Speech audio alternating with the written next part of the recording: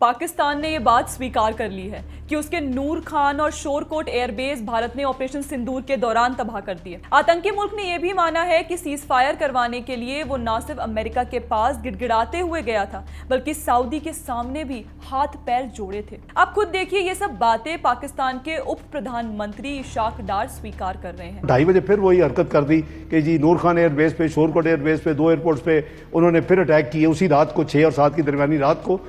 तो वो उन्होंने जो कोशिश की, तो उसके बाद बाय द वे उसके बाद विदिन 45 मिनट्स मुझे सऊदी प्रिंस फैसल साहब का फोन आया और उन्होंने मुझे वही बात की कि ब्रदर आई जस्ट अंडरस्टूड कि जी आपकी बात हुई है रूबियो से और अपना am I authorize to talk to Jaishankar also and convey के you are ready if they stop. I say yes brother you can. और उन्होंने मुझे वापस फोन भी किया, प्रिंस फैसल ने को 20-25 में फोन किया कि मैंने जयशंकर साहब को यह कह दिया। पाकिस्तान ने अब मान लिया है कि भारत ने उसे बुरी तरह से पीटा है। सवाल यह है कि पाकिस्तानी सरकार इस समय यह सब स्वीकार क्यों कर रही है। देखिए, हाल ही में पाकिस्तानी आर्मी चीफ आसिम मुनीर को ट्रंप ने दावत पर बुलाया था। इस दौरान उन्होंने मुनीर को ही पाकिस्तान की लीडरशिप बता दिया और यह बात आतंकी मुल्क की पॉलिटिकल लीडरशिप पचा नहीं पा रही। यही कारण है कि मुनीर के महत्व को कम करने के लिए अब वहां के नेता और मंत्री सच स्वीकारने लगे हैं। इससे होगा ये कि पाकिस्तान की जनता के बीच में जो ये नैरेटिव बनाया गया है कि हम युद्ध जीत गए हैं और आसिम मुनीर इसके हीरो हैं, इसमें डेंट लगाया जा सकेगा। अब आप कहेंगे कि पाकिस्तान की लीडरशिप मुनीर पर डेंट क्यों लगाना चाहती है, तो देखिए, पाकिस्तानी नेताओं को अपने भविष्य की चिंता सताने लगी है।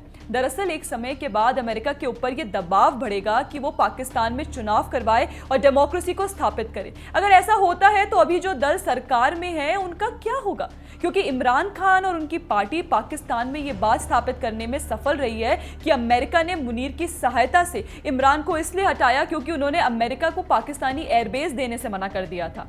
अब वही होता दिखाई दे रहा है। मीडिया रिपोर्ट्स के मुताबिक इजरायल और ईरान के युद्ध में अमेरिका भी शामिल हो सकता है और अगर ऐसा हुआ तो चर्चाएं हैं कि अमेरिका ईरान पर हमला करने के लिए पाकिस्तानी जमीन का, पाकिस्तानी एयरबेस का इस्तेमाल करेगा।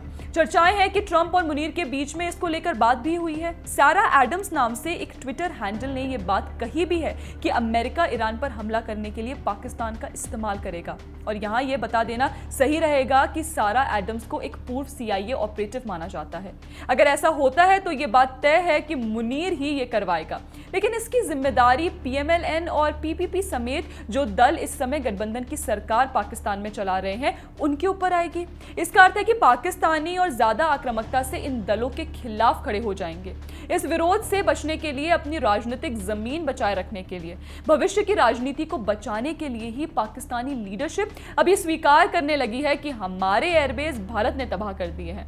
ऐसा इसलिए कहा जा रहा है क्योंकि आर्मी चीफ होने के नाते एयरबेस को बचाना मुनीर की जिम्मेदारी थी, जो कि वे पूरी नहीं कर पाए। इसके साथ ही इशाक डार ने एक और महत्वपूर्ण बात कही है। उन्होंने कहा है कि सऊदी अरब के प्रिंस फैसल बिन सलमान ने भी सीज फायर करवाने के लिए भारत से बात की थी। इसका अर्थ है कि पाकिस्तान की पॉलिटिकल लीडरशिप सीज फायर का या फिर कहें उन्हें बचाने का पूरा क्रेडिट ट्रंप को नहीं देना चाहती। पाकिस्तानी सरकार कह रही है कि सऊदी के प्रिंस ने भी इसमें महत्वपूर्ण भूमिका निभाई, अकेले ट्रंप ने नहीं। अब देखिए, एक तरफ ट्रंप बार बार दावा करते हैं कि उन्होंने पाकिस्तान को बचाया। अपने इस कथित महान काम के लिए उन्होंने आसिम मुनीर से खुद को नोबेल पीस प्राइज के लिए भी नॉमिनेट करवा लिया। दूसरी तरफ पाकिस्तानी सरकार खुद ही कह रही है कि अकेले ट्रंप ने पाकिस्तान को नहीं बचाया। ऐसा इसलिए किया जा रहा है जिससे कि उड़ते हुए मुनीर को पीछे खींचा जा सके, जमीन पर लाया जा सके और अपना राजनीतिक भविष्य भी बचाया जा सके। इशाक डार के बयान पर आपका क्या कहना है, हमें कमेंट सेक्शन में जरूर बताएं। बाकी अगर आपको हमारा कंटेंट पसंद आता है तो हमारे चैनल को सब्सक्राइब भी कर लें। जय हिंद।